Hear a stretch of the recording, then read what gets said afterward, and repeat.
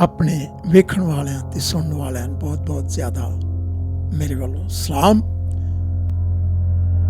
ਨਵੀਂ ਨਜ਼ਮ ਲੈ ਕੇ ਆਇਆ, ਗੁਰਬਤ ਤੇ ਮਹਿੰਗਾਈ, ਮਜ਼ਦੂਰਾਂ ਦੀ, ਬੇਰੁਜ਼ਗਾਰਾਂ ਦੀ, ਤੇ ਜਿਨ੍ਹਾਂ ਦੇ ਕੋਲ ਗੌਰਮੈਂਟ ਨੌਕਰੀਆਂ ਨਹੀਂ, ਉਹਨਾਂ ਦੇ ਹਾਲਾਤ ਦੀ ਅਕਾਸੀ ਕੀਤੀ ਹੈ, ਉਹਨਾਂ ਦੀ ਨੁਮਾਇੰਦਗੀ ਕੀਤੀ ਹੈ।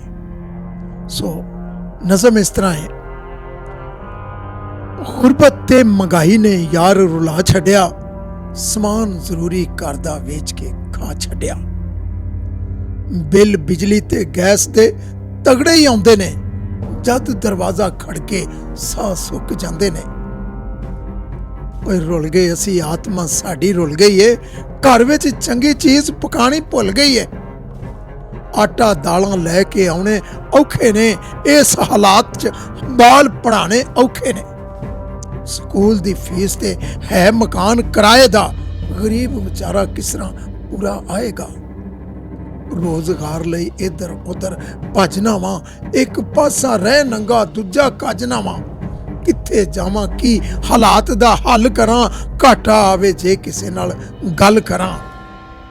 ਚਿੱਗਾ ਚੁੱਕੀਏ ਤੇ ਢਿੱਡ ਨੰਗਾ ਹੁੰਦਾ ਏ, ਢਿੱਡ ਨੰਗਾ ਹੋਇਆ ਨਾ ਚੰਗਾ ਹੁੰਦਾ ਏ। ਰੌਲਾ ਸਾਡਾ ਕੋਈ ਹਕੂਮਤ ਨਾਲ ਨਹੀਂ, ਵੇਖੋ ਸਾਡੇ ਵੱਲ ਕੋਈ ਸਾਡਾ ਹਾਲ ਨਹੀਂ। ਇਸ ਮਹਿੰਗਾਈ ਨੇ ਤੇ ਕੱਢ ਲਈ ਜਾਨ ਮੇਰੀ, ਰਿਸ਼ਤੇਦਾਰਾਂ ਵਿੱਚ ਮੁੱਕੀ ਪਹਿਚਾਨ ਮੇਰੀ।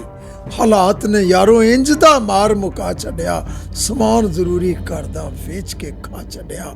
ਬੇਰੁਜ਼ਗਾਰੀ ਤੇ ਗੁਰਬਤ ਯਾਰ ਰੁਲਾ ਛੱਡਿਆ।